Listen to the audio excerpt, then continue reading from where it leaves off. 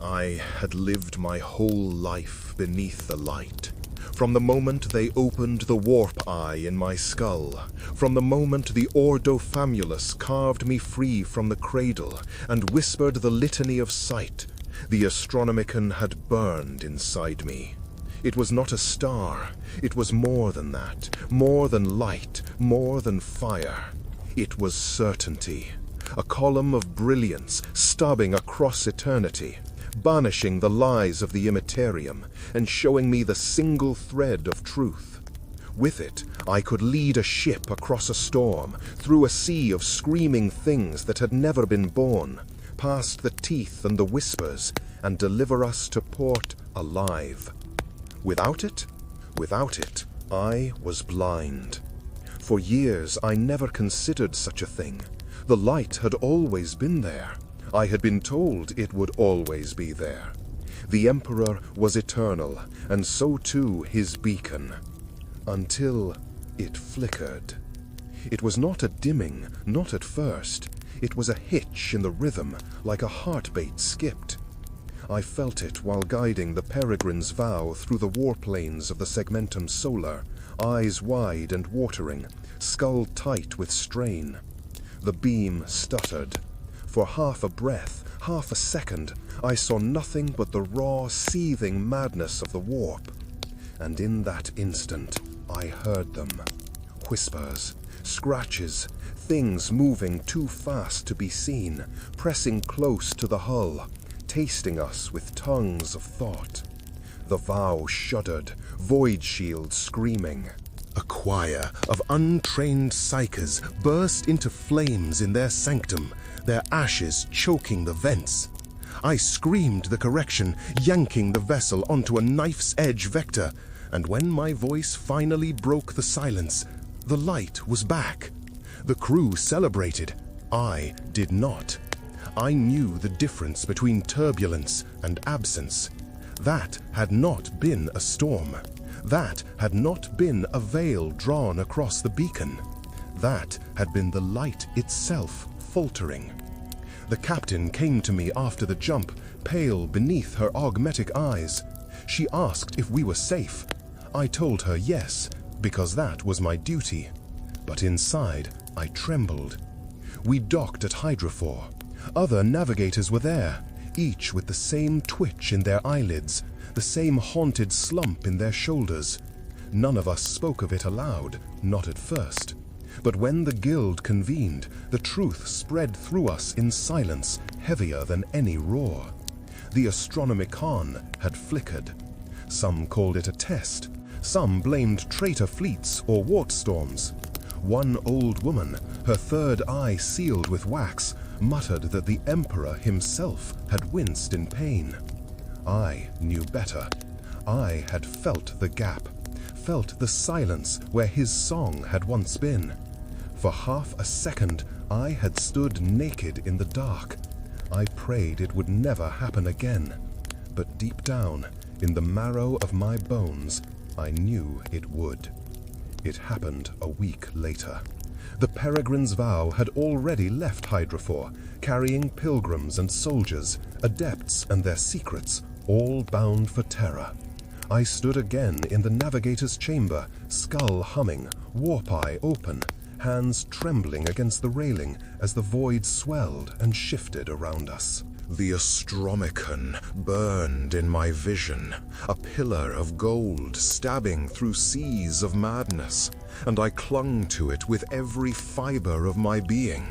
Around me, the Imperium writhed, eddies of thought, storms of hatred, things with too many faces pressed against the skin of reality.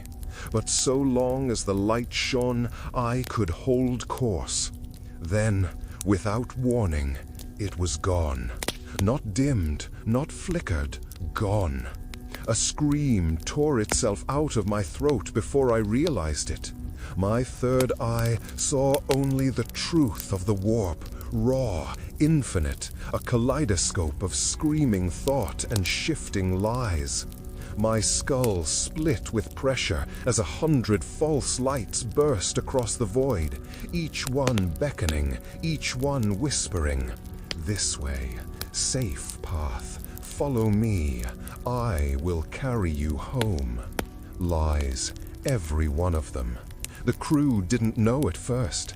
They felt only the lurch of the ship as I clawed for bearings, my voice cracking as I shouted coordinates to the helm. But soon the tremors began. The warp drive stuttered. The hull shook as if giants pressed against it, probing, testing.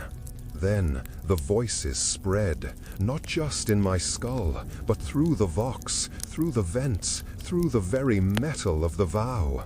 Here, safety, just a little closer. Men and women screamed in the corridors. One tech priest tore his own face away, shrieking that he could see terror beyond the bulkhead. Pilgrims fell to their knees, clawing at their eyes, begging the Emperor to reignite his flame. But nothing came. Hours dragged on. I kept my warp eye open until blood streamed down my face. I searched the Imperium for any hint of the golden beam, any shred of the Emperor's fire. There was nothing. Only the infinite dark and the predators circling in it. Finally, the captain herself entered the chamber. Her voice was calm, but her hands shook as she gripped the rail. "Navigator, tell me the truth." I swallowed. My tongue was lead. "The Astronomican is dark." Her augmetic eyes dimmed, flickered. The words spread like a contagion. By the next hour, the whole ship knew. By the next day, the entire fleet adrift in the warp knew. We were blind. Panic spread like wildfire. Ships screamed over the Vox, their navigators blind, their psychers raving. Some fired their engines full burn in any direction, desperate to escape the press of demonic whispers. Others went silent, their signals swallowed by the warp. We lost half the convoy in the first night, and through it all, the silence persisted. The light of terror, the Emperor's beacon, the one certainty in an ocean of lies, was gone. I did not sleep. I could not. Every time I closed my warp eye, I saw only the afterimage of that light, burned into me like a scar. Every time I opened it again, I hoped against all reason, that the beam would return. It never did. Days passed in the dark.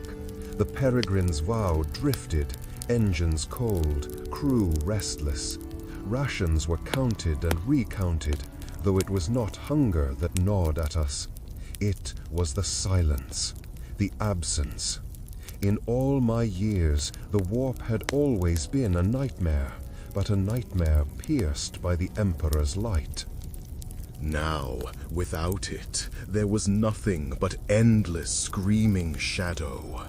And then the shadows began to speak. At first it was faint, a murmur beneath the hum of the generators, a whisper caught between breaths. The pilgrims prayed louder to drown it out. The officers barked orders to mask their own unease. But in the navigator's chamber, I heard them clearly. Voices sweet as honey, insistent as knives. "Here we are. This way. Follow me." I opened my warp eye, and there they were, lights, dozens, hundreds, pinpricks of brilliance dancing across the Imperium, each one a mimicry of the Astronomican's holy beam. Some were pale blue, others crimson, others gold so bright I almost believed they were real. They wavered and shifted, sliding across my vision, each promising safety, each whispering that they alone were true. The younger navigators aboard other ships could not resist. I felt them through the ether, minds grasping desperately for direction, seizing upon the nearest glow. One by one, their vessels ignited their drives and lurched into the dark, chasing phantoms.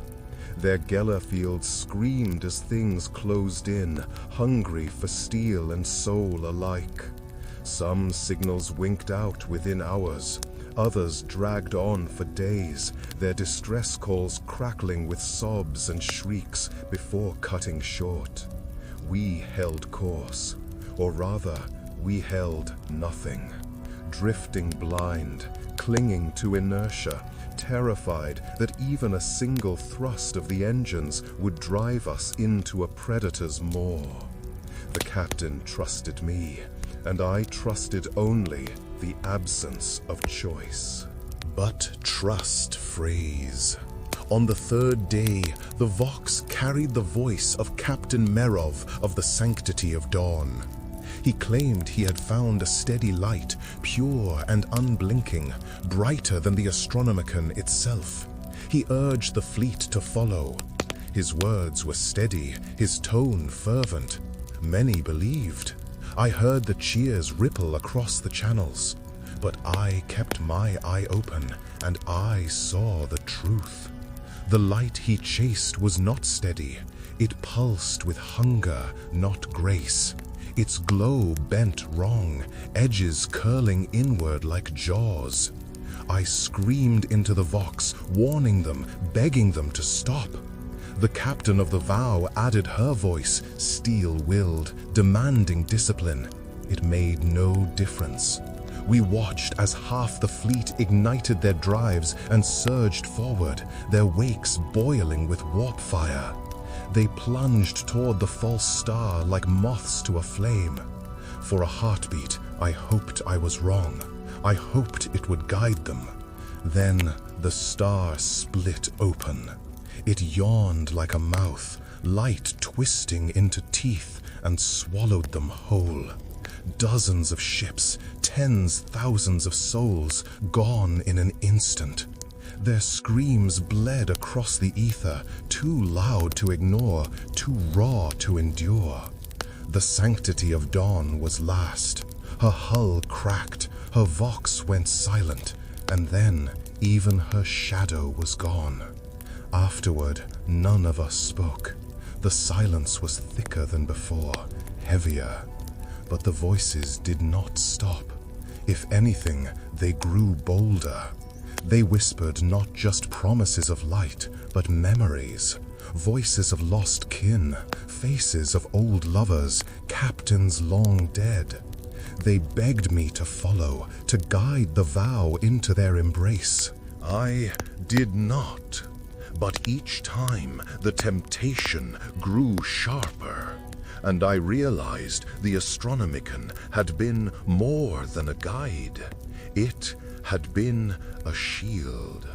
Without it, we were naked. Without it, every whisper was a knife against our throats. The silence did not remain ours alone. Even blind in the warp, we could feel the cries ripple outward. Fleets scattered, convoys unraveling, Vox nets flooded with frantic voices. 1,000 navigators screaming the same word, dark. The Astronomican was gone, the Emperor's light extinguished. When at last we clawed our way back into real space, half blind, battered, hull shivering from the strain, we found no relief. The system we emerged into should have been familiar, a minor way station pulsing with traffic. Instead, it was chaos. Dozens of ships hung listless, drifting or colliding, their navigators too broken to risk another jump. Some were already aflame, their wrecks casting faint light across the void. The local astropaths screamed themselves hoarse, calling for terror, for segmentum command, for anyone. No answer came. The choirs were silent. The beacon was dead. And then the worlds themselves began to fracture. The governor of the system declared independence within a day. His proclamation blared across every channel, voice trembling with fear, hidden beneath the mask of authority. Without the Astronomican, without guidance from Terra, we are abandoned. I will not see my people die, clinging to an empire that cannot reach us. Some cheered, some cursed, some wept. On the second day, a frigate loyal to the governor fired upon an Imperial Navy cruiser that tried to impose order. The exchange was brief, brutal, and final. Flames bloomed in orbit, visible even from the planet's surface. The fleet split, half swearing to uphold the Imperium, half flocking to the governor's banner.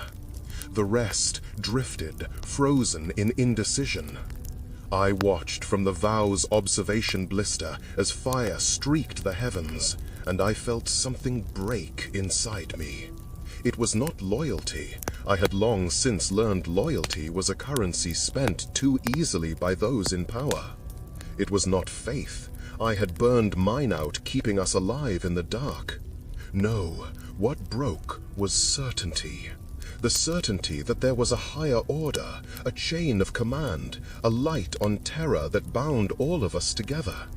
Without that light, there was only distance. Distance between stars, distance between fleets, distance between men. Across the system, Vox traffic became a babel of new authorities.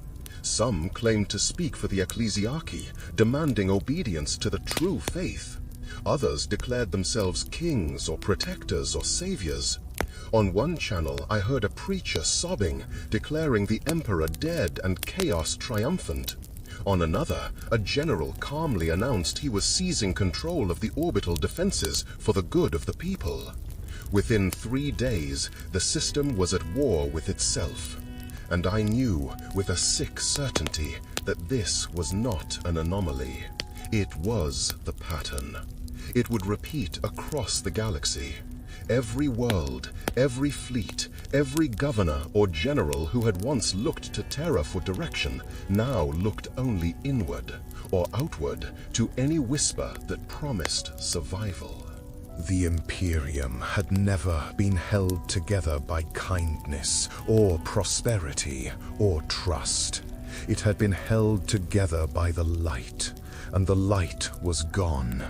We lingered in that broken system too long. The Peregrine's Vow was low on fuel, her crew ragged, her hull still groaning from the strain of blind navigation. The captain had hoped to barter for supplies, perhaps find allies among the chaos. Instead, we watched the slow unraveling of an entire world. At first, the governor's broadcasts filled every channel, his voice steady, promising stability, safety, order. Then came counter-broadcasts from his rivals, admirals, priests, even a Manufactorum guildmaster who declared himself protector of the faithful. Their words overlapped, contradicted, and poisoned one another. Within days, the planet's surface burned.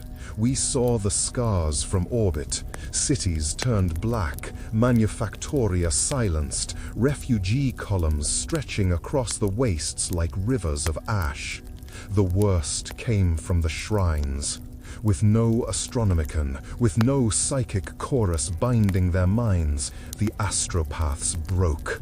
Some burned out instantly, eyes bubbling in their skulls as they screamed that the Emperor had abandoned them.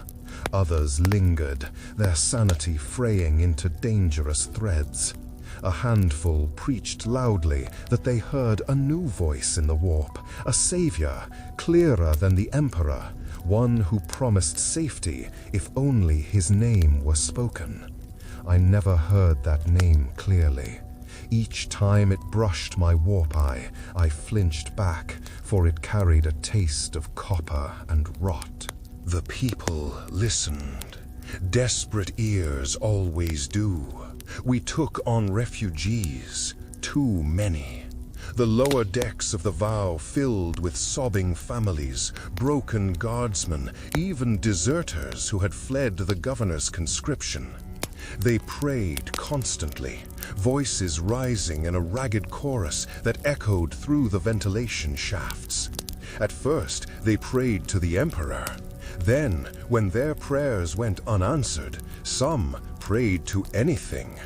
I kept my warp eye closed as much as I could, but dreams seeped through even shut lids.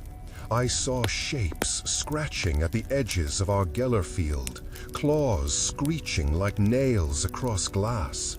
I saw rivers of blood stretching into infinity, and faces I knew, crewmen I had spoken with, emerging from the crimson to call my name.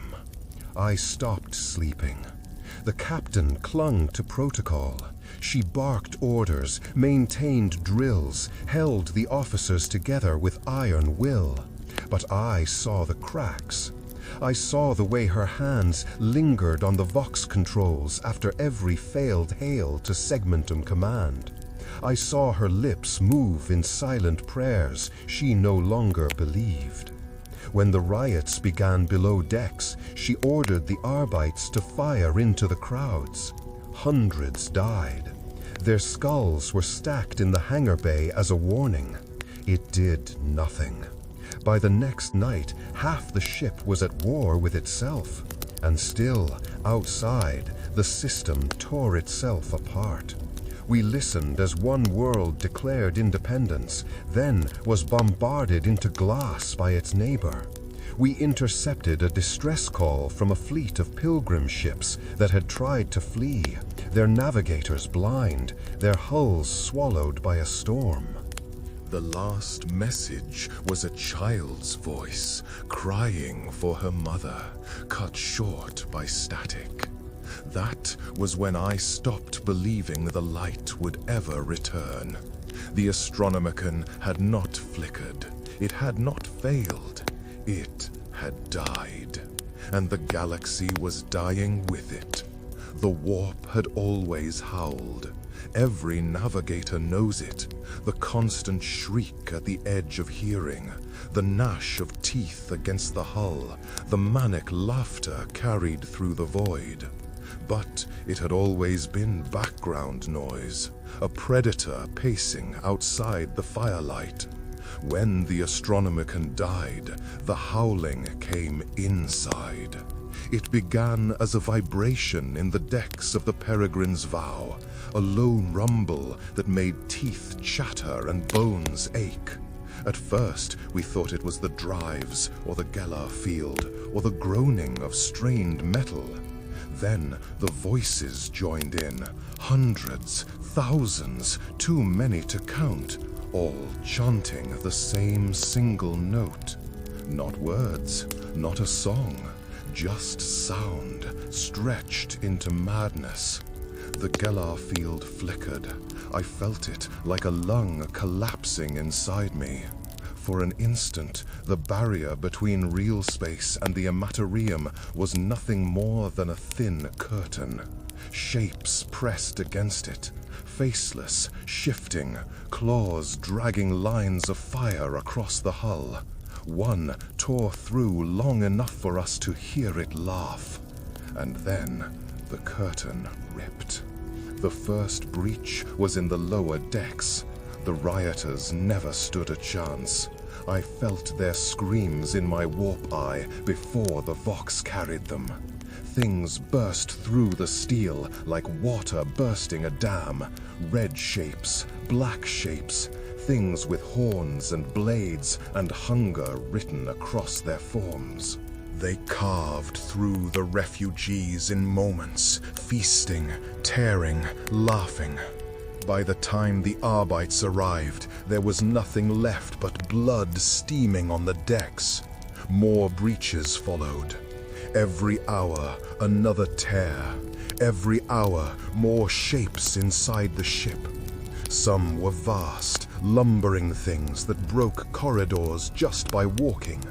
Others were small, scuttling on too many limbs, slipping through vents and tearing throats before vanishing again. The captain tried to hold the line.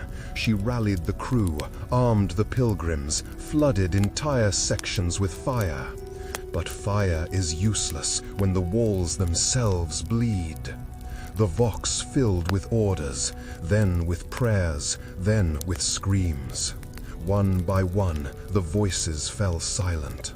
I tried to guide us, tried to find a way back into real space, but there was nothing. No landmarks, no beam, no path.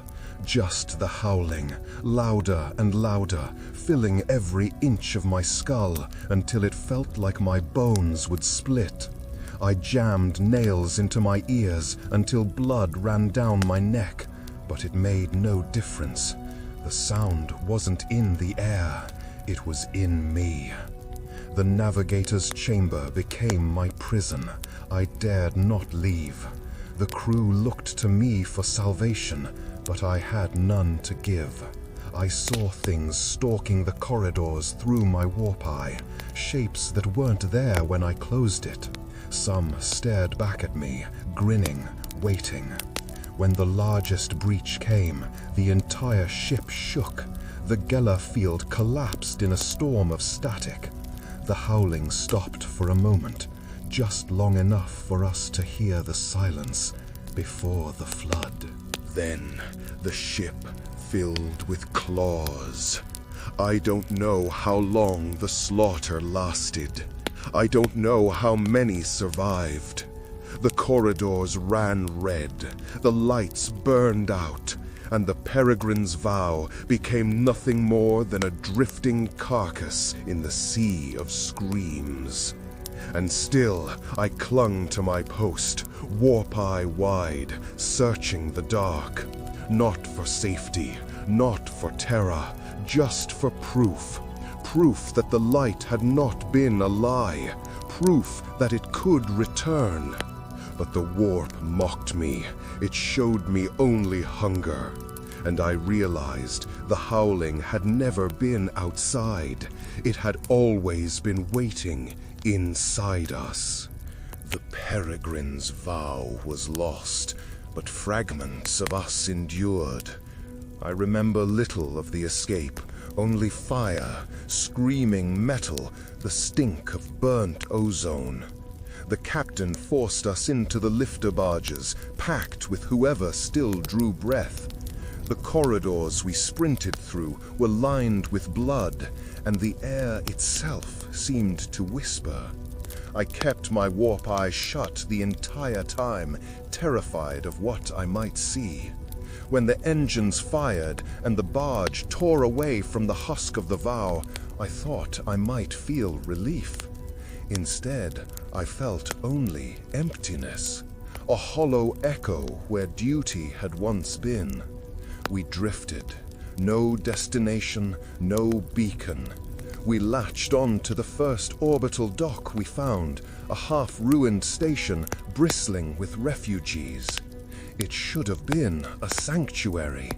Instead, it was a coffin waiting to close. The station groaned with too many souls. Pilgrims huddled in corridors, clutching relics. Soldiers prowled with hungry eyes, their bolters turned inward instead of outward. Administratum scribes tried to tally rations, but their parchment was stained with blood before the ink could dry. And then the whispering began again. I heard it through the warp. The others heard it through the walls. A voice, steady, reassuring. I can guide you. I can give you light, not like the Emperor who has abandoned you. I am closer.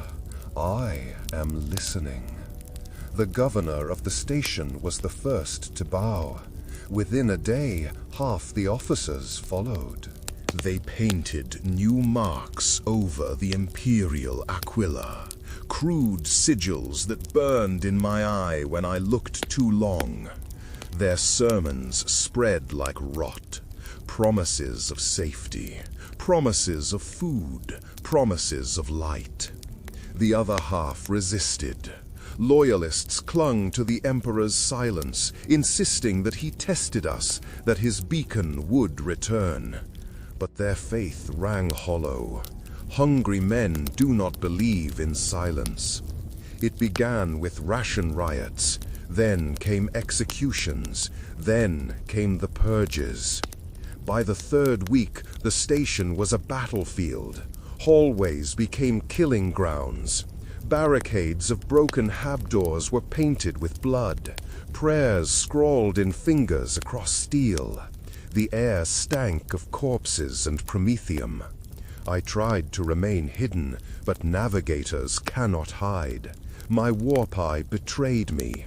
Both sides sought me out, loyalists demanding I guide them blind, rebels promising me power if I swore to their new god. I refused both. I could not guide them, and I would not kneel. That refusal nearly killed me. I was dragged before the governor's dais, chains biting my wrists, rebels jeering. The governor's face was waxy, his eyes hollow, his voice smooth as he asked me to swear allegiance. Behind him, the walls writhed with painted sigils, and I felt them pressing against my mind, like fingers searching for cracks. I spat in his face. The beating that followed left me half dead on the floor. But the governor did not kill me. He said I would serve better alive, a seer of truth, to lend his lies weight. I realized then that survival had become its own betrayal. The loyalists eventually stormed the dais. The governor was torn apart, his head mounted on the station's central column. For a day, there was silence. For a day, I believed order might return. But then, the loyalists began to starve, and in their hunger, they turned on each other. In the end, there were no sides, only betrayal. Brother killed brother for crusts of bread. Priests traded corpses for water. Children vanished into the vents, and their screams echoed for hours. The sigils remained on the walls, glowing faintly, feeding on every drop of blood spilled beneath them. And me? I lived. I don't know how. Perhaps because neither side ever trusted me enough to finish the job. Perhaps because I was already half dead. Or perhaps because the warp itself wanted me alive, wanted me to witness the truth. The Imperium was not collapsing. It had already collapsed. All that remained was the feeding. I don't remember how long I stayed on that station. Time dissolved there, measured not by days or weeks, but by how many corpses were dragged to the incinerators.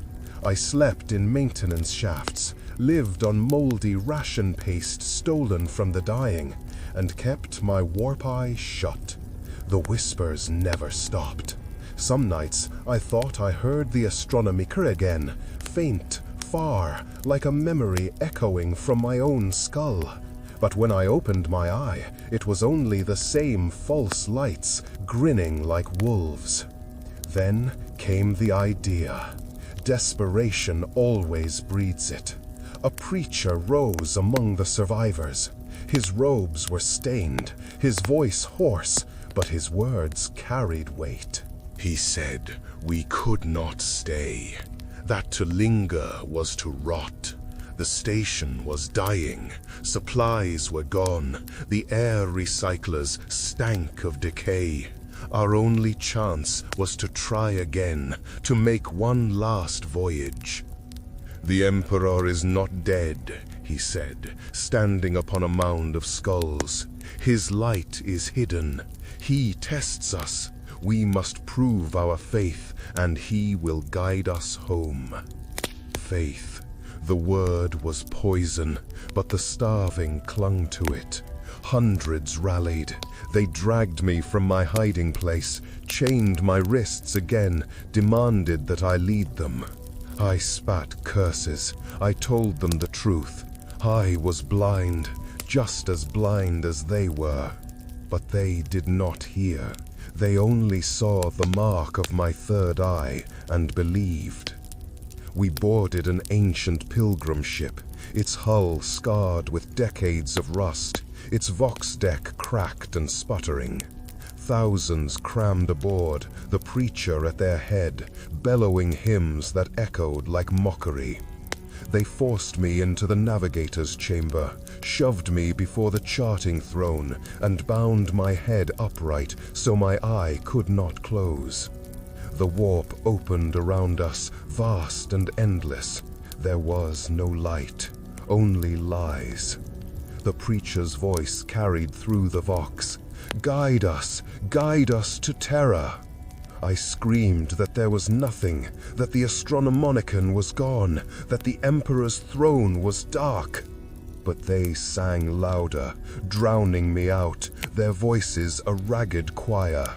And then I saw it, a light, bright, steady, unblinking, gold, like the Astronomican had been.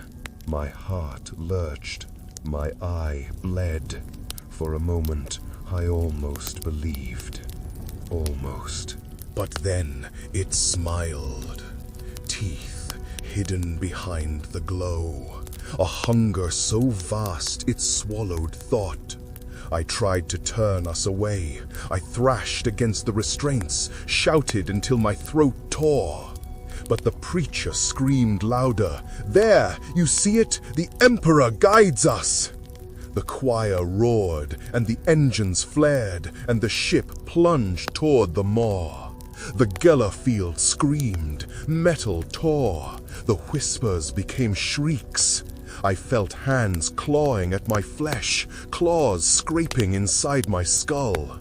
The false light opened wider, and the ship entered its jaws. I do not know how I survived. Perhaps I didn't. Perhaps I am already dead, drifting through the Imperium, my body long dissolved. All I know is that when I awoke, the ship was gone. Silence surrounded me, only silence, and the light, whatever it had been, was gone too. There are no stars anymore, not for me, not for anyone. I drift now, alone. No ship, no crew, no hymns, no orders, no chains. Just the void, black and endless. Sometimes I wonder if I'm still in the warp, or if I've slipped back into real space and simply can't tell the difference. Perhaps the two have bled together, the walls between them broken when the Astronomican fell silent. Perhaps there is no difference anymore. I keep my warp eye open. I can't close it, not now. It is scarred, seared wide, leaking blood and light. Once it had been a curse, but it gave me purpose. Now it shows me nothing but shadows. False lights drift across my vision, but I know their lies too well. I will not chase them again. Sometimes I hear voices, captains long dead, comrades burned away, the captain of the Peregrine's vow calling my name across the static. Sometimes I see their faces in the dark, but I do not answer. I learned too late that answering is how you are devoured. I do not pray. What use is prayer when the throne is cold, when the beacon has died? The Emperor is silent. Perhaps he never spoke at all. Perhaps the light was only ever a trick, a lie we told ourselves to believe we were not alone. If so, it was a beautiful lie, and without it, we are naked in the dark. The Imperium is dead. I know this, Even if fragments endure, fortresses, worlds, fleets, they are shards only, scattered, blind, cut off from one another. Already, governors proclaim themselves kings, priests declare new gods, admirals carve out their own realms of fire. They will not last. None of them will. Without the light, without the chain that bound us, mankind is nothing but prey.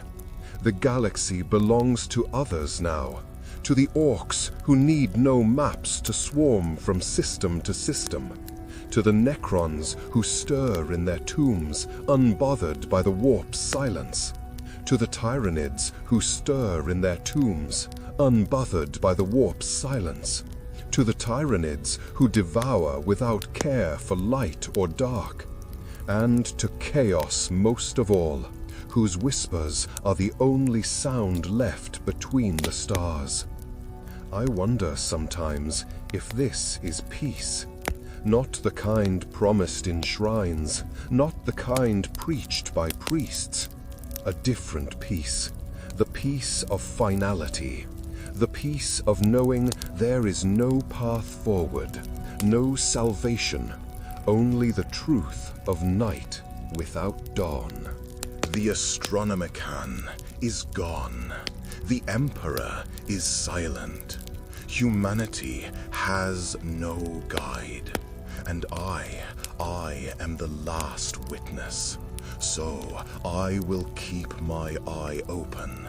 I will watch the dark until there is nothing left to see.